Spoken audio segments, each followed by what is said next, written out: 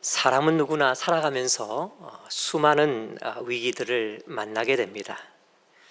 없으면 좋겠지만 또 우리가 없기를 바랄 때가 많지만 사실 없을 수 없는 게 우리 인생이죠. 그리고 이 삶의 위기는 예수 믿지 않는 사람에게만 오는 것이 아니라 신앙인에게도 찾아옵니다. 아니, 어떤 면에서는 신앙인에겐 오히려 더 많이 올 수 있다라고 말할 수 있을 거예요. 왜냐하면 신앙인은 그 삶의 기준이 안 믿는 사람보다 훨씬 높고 그 삶의 가치가 이 세상 사람들보다 훨씬 더 아름답기 때문이에요. 그리고 무엇보다 작은 이익 앞에 타협하지 않는 삶이기 때문에 인생을 살아가면서 어려움을 겪을 때가 많이 있을 수 있다는 거죠. 보통 사람들은 이 삶의 위기가 외적인 환경으로부터 비롯된다 이렇게 생각합니다. 그래서 자기가 처한 어떤 상황이 어려워지거나 문제가 생기거나 혹은 건강에 이상이 생기거나 혹은 물질이나 어떤 관계에 어려움이 있을 때 이게 내 삶의 위기구나 라는 생각을 한다는 거죠. 하지만 여러분, 사실 그런 외적인 환경적인 어려움 자체가 인생의 위기가 아니에요. 정말 위기는 바로 그것 때문에 내 마음이 무너질 때, 그때 그게 진짜 위기가 되는 법이죠.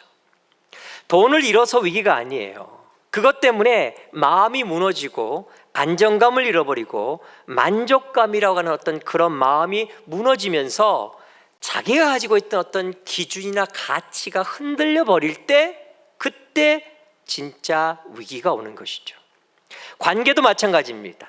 어떤 관계 때문에 그 어떤 갈등하고 힘든 그거 자체가 사실 위기가 아니에요. 원래 인간 관계는요, 그런 갈등이 있는 게 당연한 거죠. 없을 수가 없어요. 왜냐하면 우리가 다 불완전한 인간들이니까 불완전한 사람들끼리 모일 때 인간관계 가운데 갈등하는 건 자연스러운 거예요.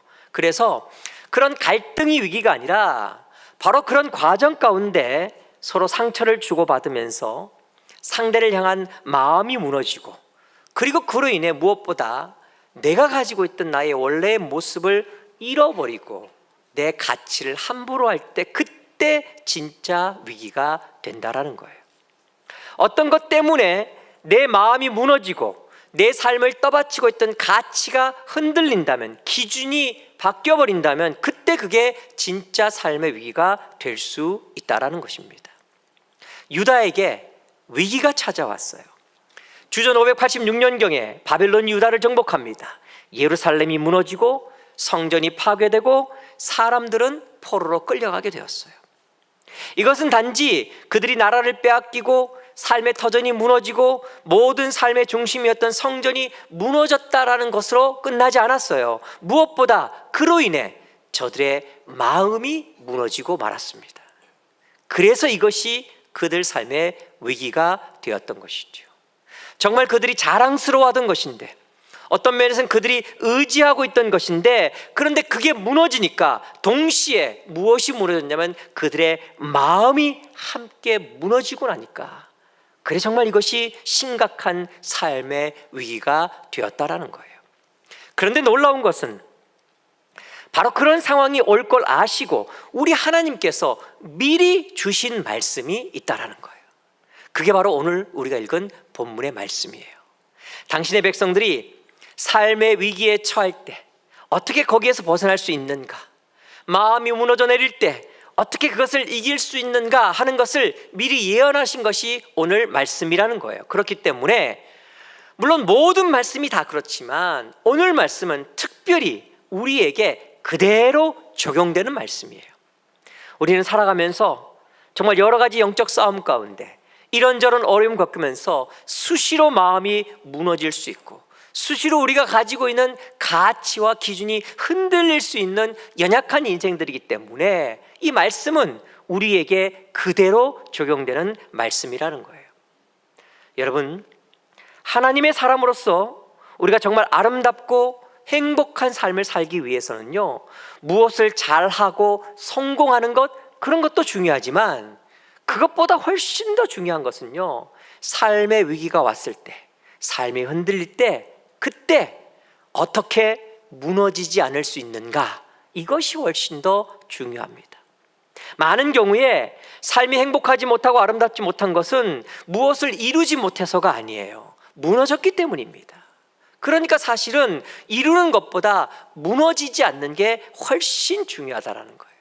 특별히 진짜 삶의 위기는 마음이 무너지는 것이라고 말씀드렸어요. 그렇기 때문에 우리가 신앙인으로서 아름다운 삶, 승리하는 삶을 살기 위해서는요, 우리 이 인생이 위기를 만날 때, 우리 인생이 비바람이 불 때, 폭풍을 만날 때, 그때 무엇보다 우리의 마음이 무너지는 상황을 우리가 이겨낼 수 있어야 한다라는 거예요. 전 여러분이 인생을 살아가면서 마음이 무너지지 않고 마음이 무너지는 상황을 만난다 할지라도 마음을 지킬 수 있는 자들 될 수 있기를 주의 이름으로 축원합니다. 자, 그러면 도대체 이 마음이 무너지는 것, 이게 왜 이렇게 문제가 되느냐? 물론 무너졌다는 것 자체도 문제가 되죠. 하지만 더 심각한 것은요, 특별히 이 마음이 무너지게 되면 다음 두 가지의 치명적인 결과가 오기 때문에 이게 문제가 된다는 거예요. 그게 뭐냐? 우선 여러분, 우리가 마음이 무너지면 가장 먼저 우리는요, 방향을 잃어버리게 됩니다. 우리 27절 말씀 한번 다시 읽도록 하겠습니다. 27절 같이 읽습니다. 시작. 야곱아, 어찌하여 내가 말하며 이스라엘아 내가 이르기를 내 길은 여호와께 숨겨졌으며 내 송사는 내 하나님에게서 벗어난다 하느냐. 자, 여기 보면요, 마음이 무너져 버린 여러 가지 어떤 삶의 외적인 그 환경이 흔들림을 통해서 마음이 무너져 버린 이 이스라엘이 지금 뭐라고 고백하고 있었냐면요, 내 길은 여호와께 숨겨졌다, 이렇게 고백했다라는 거예요. 무슨 얘기예요, 여러분? 길을 모르겠다라는 거죠. 방향을 잃었다는 겁니다. 여러분, 마음이 무너지면요, 그 마음은 길을 잃어버리게 돼요. 무엇을 해야 할지, 어디로 가야 할지 그걸 다 잃어버리게 되는 거예요. 더 정확히 말하면요, 살아야 할 이유를, 삶의 방향을 잃어버리게 된다라는 거예요.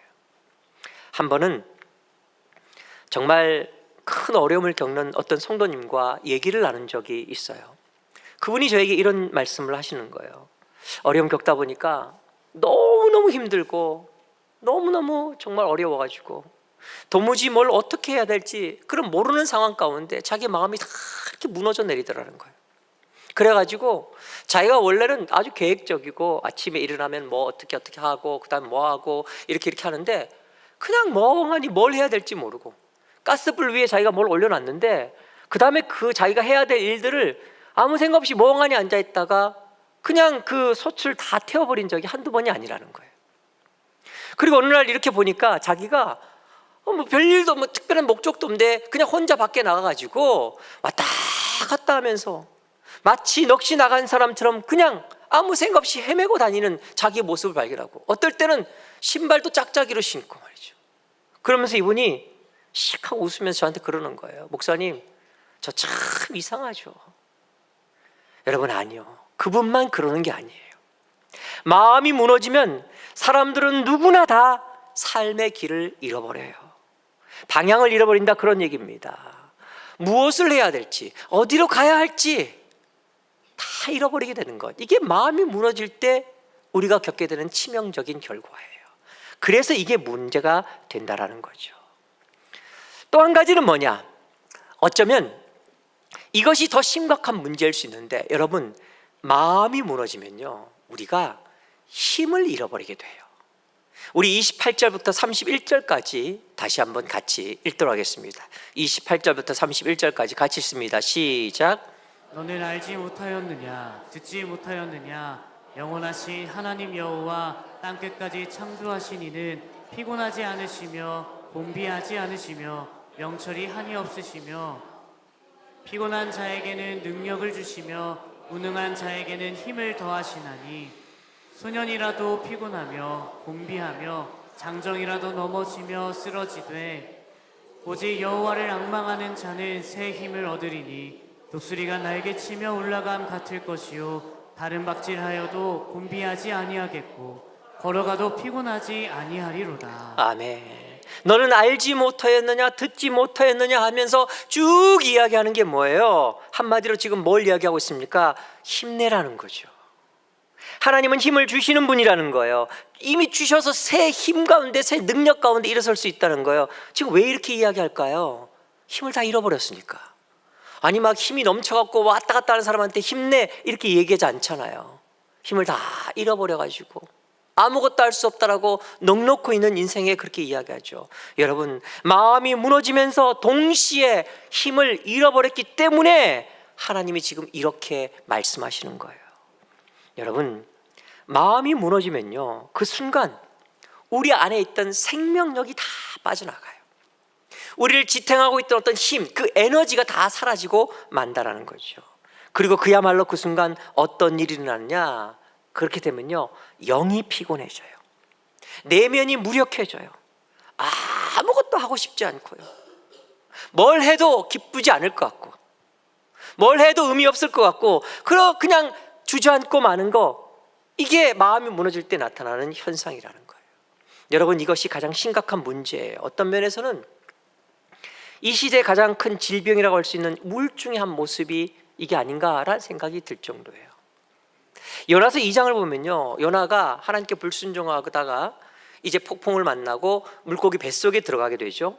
그런데 물고기 뱃속에 들어가 있는 그 상황, 이 요나의 표현대로 이야기하면 수올의 뱃속에 있는 듯한, 수올이 뭐냐면 지옥이거든요.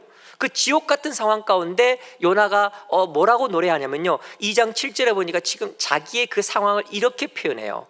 내 영혼이 내 속에서 뭐 할 때요? 피곤할 때.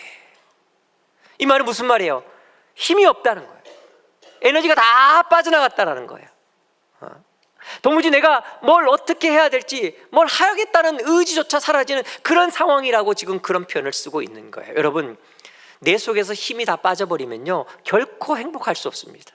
아니, 행복하지 못한 정도가 아니라 살 수가 없어요. 그래서 이게 삶의 위기가 되는 것입니다. 이 두 가지가 문제가 돼요. 마음이 무너지면 삶은 방향을 잃어버리고 삶은 에너지를 잃어버려요. 그래서 그렇게 잘 살아왔던 사람이 이상한 행동하기도 하고요, 이런 사람이 아닌데 엉뚱한 일을 하기도 하고, 자기가 자기를 볼 때도 내가 왜 이러고 있지? 라는 생각이 들 정도의 어떤 선택이나 행동을 할 때가 정말 많다라는 거예요. 자, 그럼 이렇게 마음이 무너질 때 우리는 어떻게 해야 될까? 물론 이겨야겠죠. 그런데 어떻게 이길 수 있냐, 그 말이에요. 오늘 말씀에도 물론 그 답이 나와 있지만, 근데 특별히 이 답을 직접적으로 표현한 말씀이 있어요. 그게 바로 아까 전에 잠깐 보셨던 요나서 2장 7절 말씀이에요. 우리 요나서 2장 7절 말씀 다 같이 한 목소리로 읽도록 하겠습니다. 같이 읽습니다. 시작. 내 영혼이 내 속에서 피곤할 때에 내가 여호와를 생각하였더니 내 기도가 주께 이르렀사오며 주의 성전에 미쳤나이다. 아멘. 여러분, 이게 답이에요. 반드시 기억하십시오. 내 영혼이 내 속에서 피곤할 때, 내 마음이 무너져 내릴 때, 내가 삶의 방향을 잃어버리고 모든 에너지가 다 빠져나간 듯이 무력해질 때 반드시 해야 될 거, 여러분, 하나님을 생각하셔야 한다라는 거예요. 전 여러분이 마음이 무너질 때 하나님을 생각하기를 주의 이름으로 축원합니다. 하나님을 생각하는 것, 더 정확히 말하면요, 하나님을 기억하고 하나님을 깨닫는 거예요. 기억하고 깨닫는다. 기억한다는 말은 무슨 말이에요? 지금까지 내 삶 가운데 하나님이 어떻게 역사하셨는지를 기억하셔야 되는 거고요. 뭘 깨달아야 되는 거예요? 그렇게 역사하셨던 하나님이 지금도 동일하게 역사하고 계시다는 걸 깨달아야 된다는 거예요. 이게 정말 중요합니다. 한 번은 제가 개인적으로 참 그 어려움 가운데 있었던 적이 있어요. 인생을 살아가다 보면 그렇고, 또 목회를 하다 보면 그런 어려움 겪는 적이 있거든요. 그래가지고 참 많이 낙담하고 절망하고 굉장히 무력해서 아무것도 하고 싶지 않고 막 그렇게 주저앉아 있는데, 근데 감사하게도 그럼에도 불구하고 그때 힘을 내서 제가 했던 게 이제 큐티인데, 큐티를 하면서 말씀을 읽고 그러다가 저를 이렇게 들여다보니까 제가 이 마음이 무너지다 보니까 제가 동시에 뭐를 잃어버렸냐면 제 자신에 대한 믿음, 즉 내가 무엇을 할 수 있는지, 내가 뭘 해야 될지, 그 해봤자 무슨 소용이 있겠나, 제 자신에 대한 어떤 믿음 혹은 제 삶에 대한 어떤 확신, 내가 정말 이렇게 하는 것이 맞나, 확신이 안 서기 시작하고, 그리고 내 주변에 있는 사람들에 대한 어떤 기대, 내 주변에 있던 사람들과의 어떤 그 상황 가운데서 그런 모든 것들이 다 무너져 내리고 그걸 다 잃어버린 거예요. 그런데 그런 것들만 잃어버린 게 아니라 더 심각한 것은 제가 그런 제 자신을 돌아보니까 그때 제가 뭘 잃어버렸냐면 하나님을 잊어버렸더라고요. 제가 신앙인이잖아요. 심지어 목사잖아요.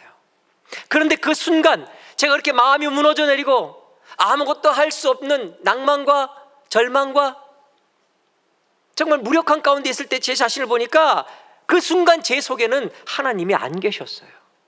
솔직한 고백이에요.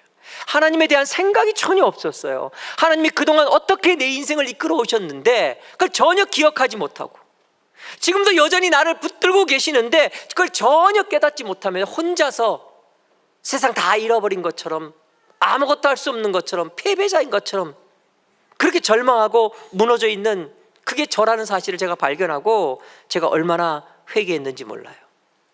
여러분, 우리의 마음이 무너지면요, 우리는요 하나님을 잊어버리기가 쉬워요. 맥주 감사주일을 맞이하면서 이제 추수감사주일까지 제가 감사노트를 하자라고 이야기하는 것은 순간순간 나와 함께 하셨던 하나님을 우리가 기억할 필요가 있다라는 거예요. 그걸 기억하면 반드시 깨닫게 되는 거예요. 지금도 나와 함께 하시는구나. 그게 우리에게 힘이 되는 거예요.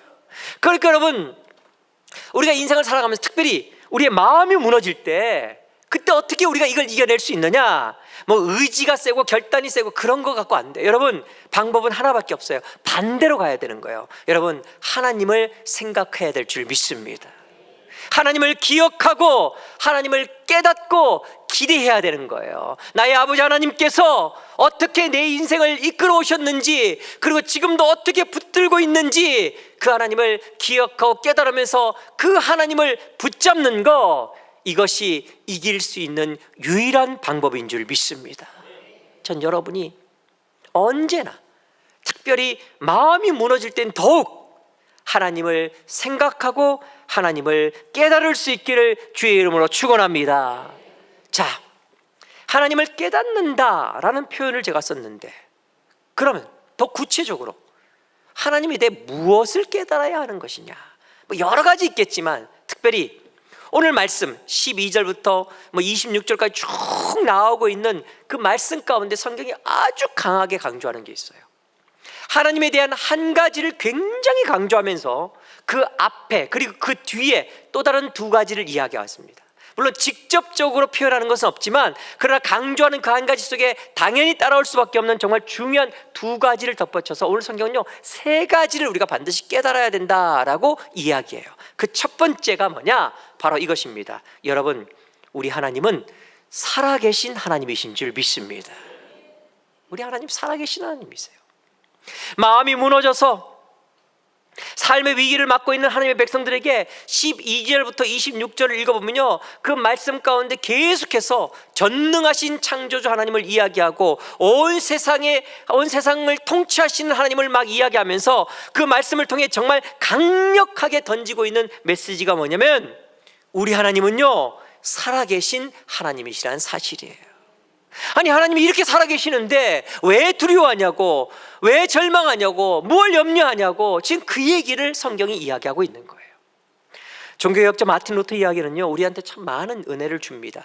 그가 1517년 비텐베르크 대학교의 정문에다가 95개조의 반박문을 붙이면서 종교개혁이 시작됐어요. 물론 그가 의도해서 그렇게 붙인 건 아니지만, 그러나 결국 그것 때문에 유럽 전역에 종교개혁의 바람이 불기 시작하면서 변화가 생기고 이렇게 개신교가 생겨난 거죠. 그러다 보니까 많은 사람들이 거기에 영향을 받고, 그리고 그 중에는요 그와 같이 뜻을 모으고자 함께하고자 그를 찾아온 사람들이 정말 많이 있었어요. 근데 그들 중에 이제 이 마틴 루터가 거하고 있는 곳에서 얼마 떨어지지 않는 곳에 수녀원이 하나 있었는데 그 수녀원에서 수녀들이 많이 나왔어요. 그리고 그 루터와 함께 정말 이걸 좀 바꿔나가자라는 거에 함께 참여했는데, 이제 루터가 그 자매들을 받아들이면서 어떻게 했냐면 좋은 사람들과 짝지어서 결혼을 시켜줬어요. 그런데 그 중에 카타리나 폰 보라라고 하는 이 자매가 있는데, 이 자매는 그걸 거부하는 거예요. 뭐 이 사람을 소개시켜줘도 싫다, 저 사람을 소개시켜줘도 싫다, 뭐 다 싫다는 거예요. 너무 좋은 사람이고 막 너무너무 괜찮은 사람이고 뭐 이런데도 다 싫다고 거부하는 거예요. 그래갖고 왜 그런가 봤더니 이 자매가 루터를 좋아했어요. 그래갖고 자기는 딴 사람이 아니라 마틴 루터하고 결혼하겠다는 거예요. 하지만 루터는요 아주 완강하게 거부합니다. 왜냐하면 일단 나이 차이가 너무 많이 났어요. 16살 차이가 났거든요. 저 같으면 고맙습니다 할 것 같은데 루터는 제가 순간 이러면 안 되는데 생각이 드는데, 루터가 나이 차이가 너무 많으니까 거부했어요. 그런데 이거는 표면적인 이유고요. 사실은 루터가 염려한 게 있었어요. 그게 뭐냐면 자기가 이 카타리나하고 결혼을 하면은 지금 자기를 막 공격하고 있는 그 대적들이 루터가 종교개혁을 한 것은 봐라, 자기가 장가가고 싶어서 저렇게 한 것이다 라고 하면서 이 종교개혁에 대한 의미를 퇴색시킬 게 뻔하기 때문이었어요. 그러니까 그런 공격을 받느니 자기는 그냥 혼자 살겠다, 그런 생각 때문에 아주 강하게 거부했었는데 결국 어떻게 됐냐? 결국 이 둘이 결혼을 했어요. 여러분 아셔야 돼요. 여자가 마음을 먹으면요 남자는 당해낼 수가 없어요. 그러니까 우리 남편분들 제가 권면하는데 괜히 버티지 말고 그냥 처음부터 부인 말 잘 들으세요. 아무튼 결혼을 했어요. 이 카타리나가 강력히 원해서 이 정말 루터는 싫다고 막 도망가는데 이 카타리나가 강력히 원해서 결혼을 했지만, 그런데 이 결혼이 루터에게는 정말 하나님이 주신 은혜였고 선물이었어요. 왜냐하면요 이 카타리나가 참 여러 가지 면에서 루터에게 많은 도움을 줬어요. 뭐 일단 집안 살림을 진짜 잘했대요. 루터가 그런 고백을 했어요. 자기는 아내에게 독일 전체에서 제일 가난한 거지처럼 생활비를 갖다 주는데, 그런데 그거 가지고 카타리나는 정말 독일 최고의 갑부가 사는 것처럼 집안 살림을 한다라고 그렇게 이야기했어요. 이런 것들은 여자분들 좀 적으세요. 멀뚱멀뚱.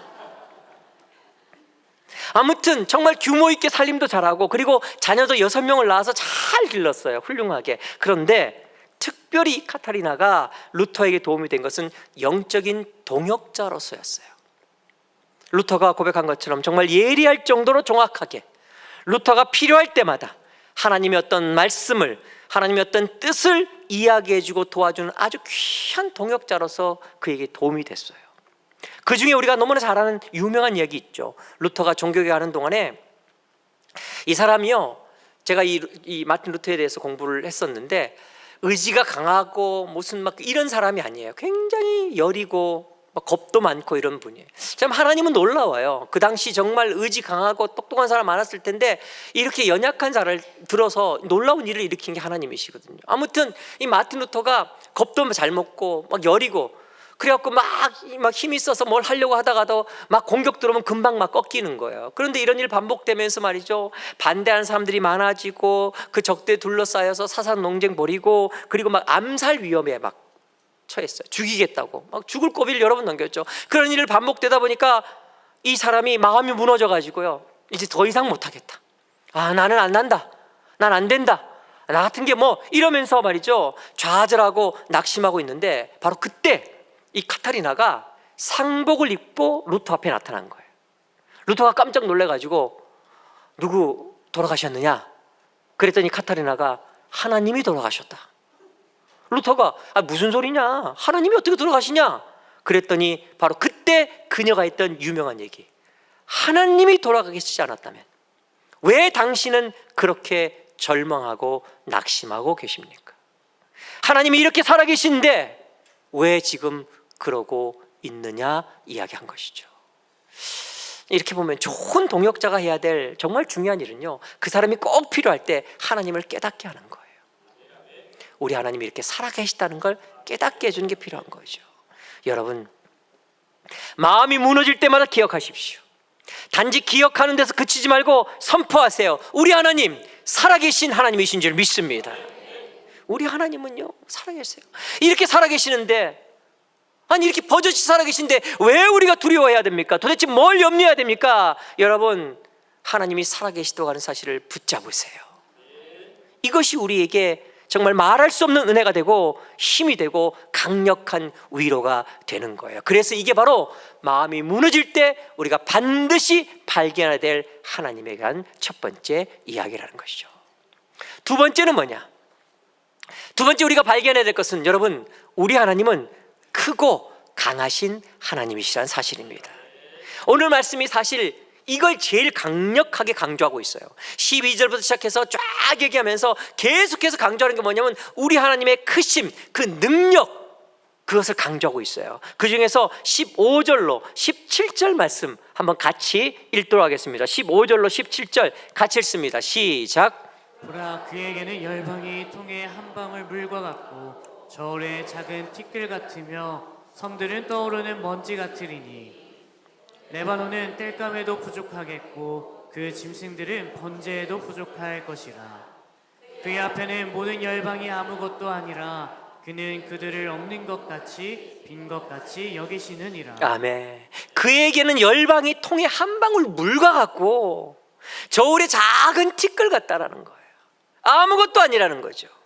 또 26절에 보니까 이렇게 이야기해요. 너희는 눈을 높이 들어 누가 이 모든 것을 창조하였나 보라.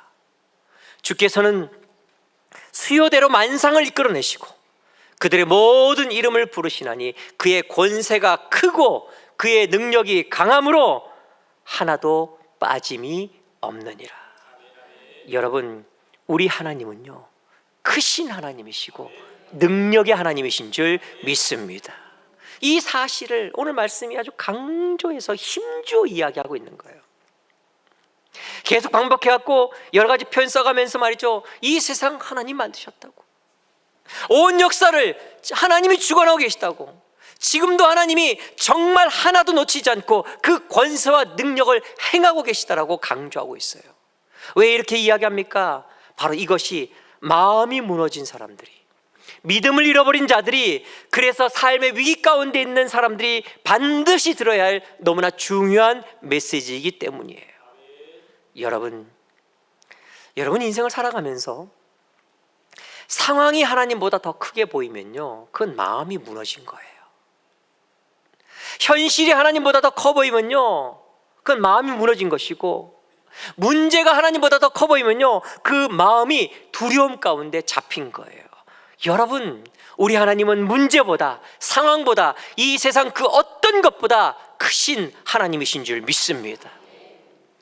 제가 참 좋아하는 찬양 가운데 오늘 우리가 이따가 결단 찬양을 부를 찬양이 있는데, 이게 나는 믿네라는 찬양이 있어요.